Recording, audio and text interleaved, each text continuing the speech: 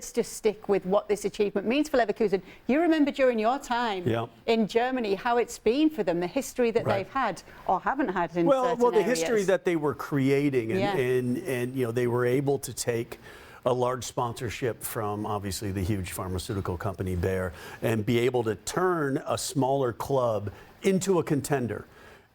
You think of some of the players that came through those Leverkusen sides back in the day, and how they created these great sides that couldn't quite match the traditional clubs.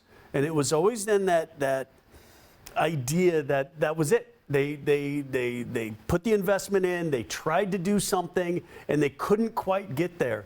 And to go from the relegation zone in such a short period of time to then creating one of the best Bundesliga clubs, one of the best Bundesliga teams, one of the best Bundesliga seasons that any team has ever produced is truly remarkable. It really is. We've been with it every step of the way this season, but one man who's had a closer seat than most is Archie Rhind-Tutt, who has been pitchside for most of Leverkusen's game. It's not actually pitchside at the moment. He's had to avoid all of what's going on there with Arne Friedrich. Guys, what was it like to be there today?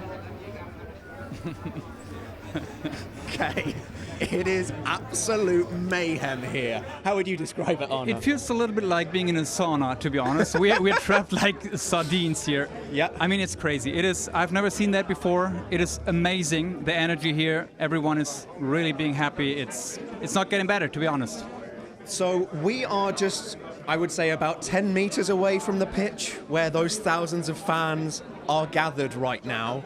And it was chaos for the players to even get in. In fact, it felt like they were just kind of slipping out from just being squeezed out between all the fans. Florian Wirtz, for example, Arne, I mean, I don't know if you saw him, but he looked ruffled, to say the least. Much more ruffled, actually, than I've ever seen him be on a football pitch, to say the least. I think it was different, right? So you saw some players, a little bit of fear in their eyes, but other players, they were just like dancing around, like Frimpong. He was taking some videos.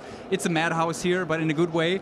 And I was also impressed by Xabi Alonso, because, I mean, it was 80 minutes into the game. They were up 3 or 4-0. We didn't really see the last couple of minutes, and he never relaxed. He was always in the game. He didn't stop. Instead of just like enjoying the moment, he was still, you know, moving his players.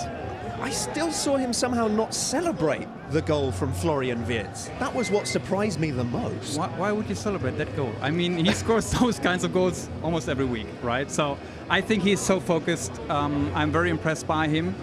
And yeah, it was really a joy to see Leverkusen play today.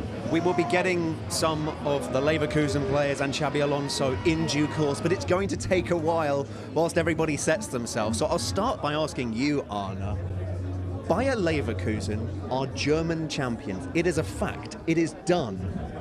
As somebody who has grown up with German football, played in German football, lived with it, is that a concept that you can grasp?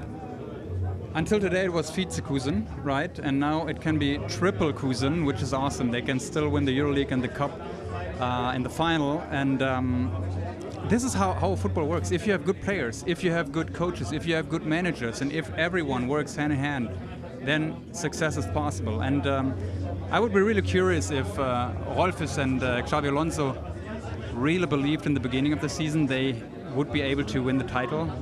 And now it seems like you know, it's a normal thing, because they really played so well.